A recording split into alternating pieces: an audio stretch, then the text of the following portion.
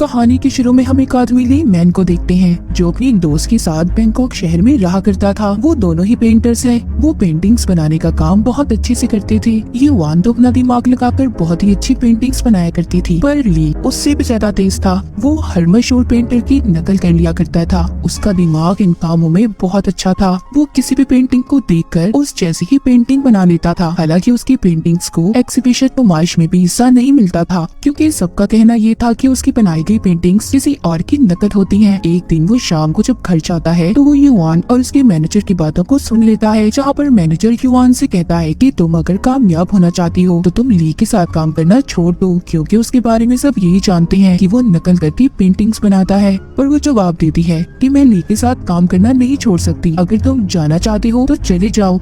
एक दिन उनकी पेंटिंग्स को नुमाइश में हिस्सा मिलता है, जहाँ पर लोगों को युआन की पेंटिंग्स तो बहुत पसंद आती है, पर ली की पेंटिंग को कोई भी पसंद नहीं करता। तभी वहाँ पर एक आदमी आता है जो ली की बनाई गई पेंटिंग्स की बहुत बेइज्जती करता है। कहता है कि ये कैसी पेंटिंग्स हैं, ये तो सब नकल कर बनाई गई हैं। इस बात पर युआन को बहुत गुस्सा आता है। वो उस आदमी पर शराब गिरा देती है और उसे बाहर निकाल देती है। तभी फौरन से ली उस आदमी के पीछे जाता है ताकि वो युआन के ऐसे रवैये की उससे माफी मांग सके। उसके पास जाकर ली को पता चलता है कि उस आदमी ने ये सब कुछ जानबूझकर किया था। वो अकेले में ली से मिलना चाहता था। आदमी ली से कहता है कि तुम जैसे काम करते हो, तुम्हारी काम करने का तरीका, तुम जैसे पेंटिंग्स की नकल करते हो, तुम अपने काम में माहिर हो। मैं तुम्हारे टैलेंट को बहुत अच्छे से जान सकता हूँ। फिर वो एक बार में मिलते हैं और शराब पीते हुए बातें करते हैं। वो आदमी उससे कहता है कि मुझे तुम्हारी नकल करने का तरीका बहुत अच्छा लगता है और तुम जानते हो तुम्हारे इसी हुनर की वजह से तुम्हारी किस्मत बदल सकती है। मेरे पास तुम्हारे लिए एक बहुत ही अच्छा काम है। सभी बातचीत करने के बाद ली दोबारा उसी जगह पर जाता है जहाँ पर उसकी पेंटिंग्स को नुमाइश के लिए लगाया गया था।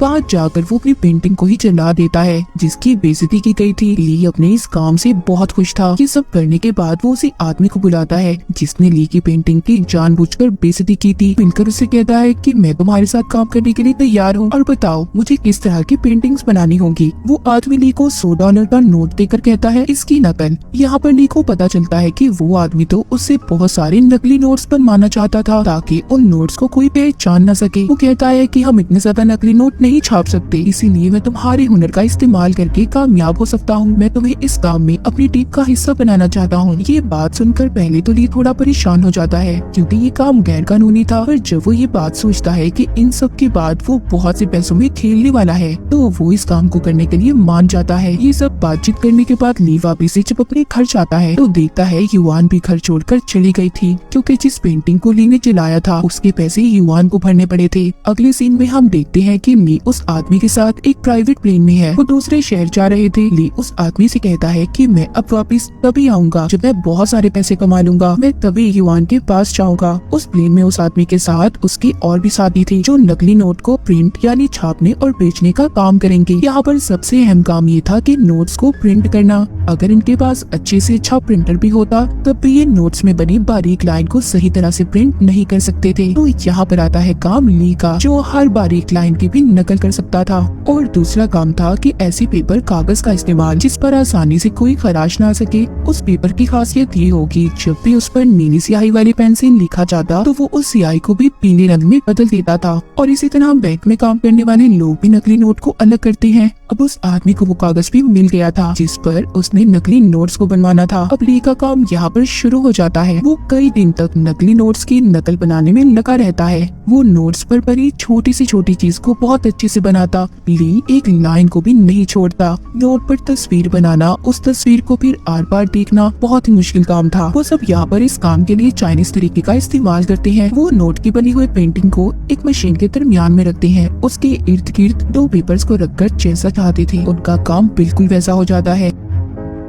अगला काम नोट को छापने का था। उस आदमी की टीम का एक आदमी अपनी महारत से बहुत अच्छे से उन नोट्स की बारीकी को भी सही तरह छापता है। वो देखते हैं उनका हर काम बिल्कुल ठीक तरह से होता जा रहा था। वो हर टेस्ट में पास हो गए थे। उन्होंने उस पेपर को भी ढूंढ लिया था जिस पर इन्होंने नोट्स को छापना था। वो एक कंपनी में जाते हैं जहाँ पर वो कंपनी उसी पेपर का इस्तेमाल करती थी। उसका साइज नोट छापने का बिल्कुल ठीक था, इसीलिए वो आदमी बहुत सारे पेपर खरीद लेता है। यहाँ पर कोई उन लोगों पर शक ना करे, इसलिए वो सब कह देते हैं हैं कि उनकी कंपनी किताबें छापने का काम करती है, इसीलिए वो इस पेपर को खरीदना चाहते हैं। अब उनके पास वो पेपर भी पहुंच जाता है। उन्होंने बहुत से नकली नोट्स बना लिए थे। वो एक कबाड़िए की दुकान के जरिए अपने काम को शुरू करते हैं और अपने बहुत से कस्टमर्स तक नकली नोट को पहुंचा देते हैं। 6 महीने तक ली उस नकली नोट छापने वाले आदमी के साथ बिजनेस करता है। अब वो ली का बॉस बन गया था, जिसके बाद ली वापिस से अपने शहर में आ जाता है और अपनी दोस्त युआन के घर जाता है, क्योंकि उसके पास उसकी एक चीज थी जिसको वो वापस करने गया था। वो युआन से वहाँ पर नहीं मिलता, उस चीज को वो रखकर वापस आ जाता है।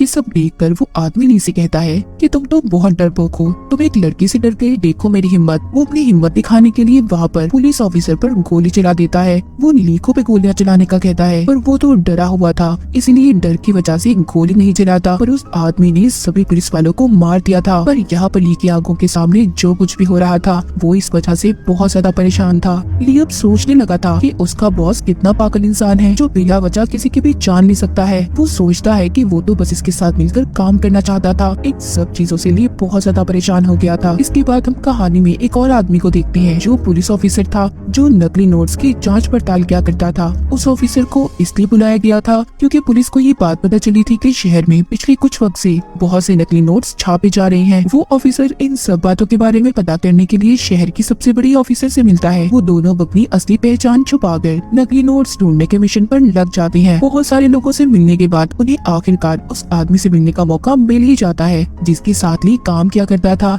यानी कि ली का बॉस। वो दोनों उस कश्ती में पहुंच जाते हैं जहाँ पर वो उससे मिलने वाले थे, पर वो खुद नहीं था बल्कि वहाँ पर ली के बॉस के आदमी थे। वो दोनों ऑफिसर को जानने के लिए उनकी काफी छानबीन करते हैं, पर उन्हें उनकी सच्चाई का पता नहीं चलता। इसीलिए ली के बॉस के आदमी उन पर भरोसा कर उन्हें अपनी टीम में शामिल कर लेते हैं। दूसरी तरफ ली अपने बॉस के पास जाता है और उसे कहता है कि सॉरी, अब मैं आपके साथ काम नहीं कर सकता, मैं आपकी टीम को छोड़कर जा रहा हूँ और मैं जल्दी आपके लिए एक ऐसे आदमी को ढूंढ लूंगा जो आपके साथ मिलकर काम करेगा और पेंटिंग्स भी बना लेगा। ली का बॉस इस बात को मान जाता है और कहता है ठीक है, तुम जाना चाहते हो, तुम जा सकते हो। इसी तरह काफी वक्त गुजर गया था। हम देखते हैं कि ली के बॉस के आदमी पूरी दुनिया में फैल गए हैं और मजे से नकली नोट्स को फैलाने का काम कर रहे हैं। इस काम से वो बहुत सारे पैसे कमा रहे थे और साथ ही साथ उनके नोट्स की मांग भी बढ़ती जा रही थी। शहर का एक डॉन भी नकली नोट्स को खरीदना चाहता था। वो इसीलिए ली के बॉस को बुलाता है ताकि वो उससे नकली नोट खरीद सके। पर हमें यहाँ पर एक और बात पता चलती है कि बहुत वक्त पहले डॉन ने ली के बॉस के डैड को मार दिया था।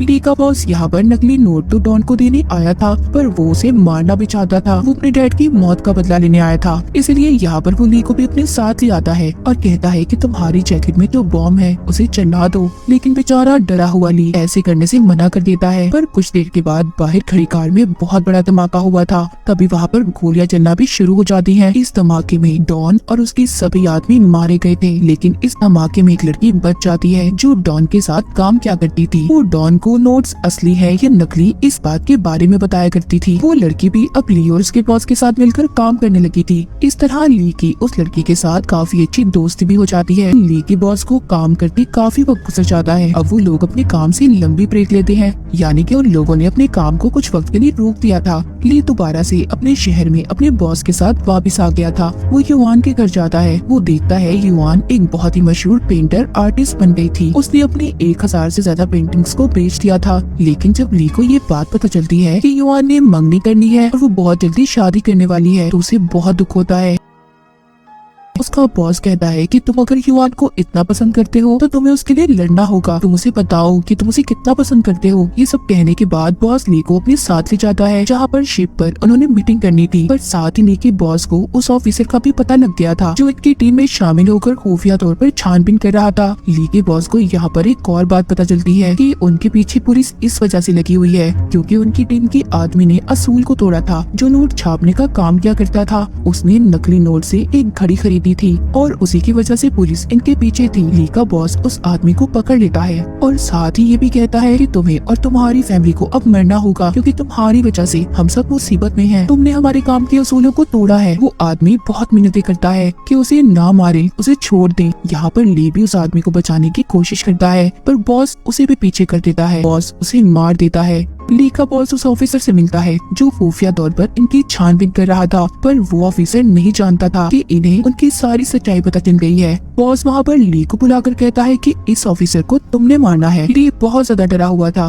उसका बॉस ली के डर को खत्म करने के लिए वहाँ पर युआन और उसके मंगेतर को भी अगवा कर ले आता है। वो ली को गन देता है और कहता है कि इन दोनों ने तुम्हें बहुत दुख दिए है ना, इन्हें मार दो। मैं जानता हूँ तुम ऐसा जरूर करोगे क्योंकि तुम इनसे बहुत नफरत करते हो। मगर ली इस बार भी गोली चलाने से मना कर देता है, पर इस बार उसका बॉस बहुत ज्यादा गुस्से में आ गया था। ली का बॉस गुस्से में युआन पर गोली चला देता है, पर यहाँ पर ली ने युआन को तो बचा लिया था, लेकिन उसका मंगेतर मारा जाता है। इधर ही वो लड़की भी जो डॉन की साथी थी वो ली को यहाँ से बचाकर ले जाती है, क्योंकि वो जानती थी कि बॉस अब ली को मार देगा, इसलिए यहाँ पर वो सब पर गोलियां चला देती है। इस लड़ाई में ली के बॉस के सभी आदमी मर गए थे और आखिर में ली भी अपने बॉस पर गोली चलाकर उसे मार देता है। अब यहाँ से वो लड़की ली को एक होटल में लेकर जाती है। वो दोनों यहाँ पर आकर बहुत डरे हुए थे, क्योंकि उन्हें लगता था कि बॉस अभी भी जिंदा है, क्योंकि उसकी लाश अभी तक पुलिस को नहीं मिली थी। ली यहाँ से दोबारा युआन के पास जाना चाहता था, ये देखने की वो ठीक है या नहीं, पर वो लड़की यहाँ पर ली को जाने से बहुत रोकती है। वो कहती है मत जाओ, तुम्हारी जान को खतरा हो सकता है, पर ली नहीं रुकता और वो चला जाता है। जाते हुए रास्ते में ली ने एक गलती कर दी थी, वो एक नकली नोट को चला देता है, जिस वजह से पुलिस ने भी अब उसे पकड़ लिया था। उसे पुलिस स्टेशन ले जाया जाता है, जहाँ पर पुलिस उससे पूछताछ करती है, पर ली उन्हें कुछ नहीं बताता, क्योंकि वो बहुत ज्यादा डरा हुआ था। वो जानता था कि अपने बॉस के बारे में वो पुलिस को कोई भी बात बताएगा तो उसका बॉस उसे मार देगा, इसलिए ली पुलिस को कुछ भी नहीं बताता। कुछ दिन बाद ली से मिलने युआन आती है, वो भी उसे सब सच बताने का कहती है और उससे ये भी वादा करती है कि वो उसे यहाँ से छुड़ा ले जाएगी।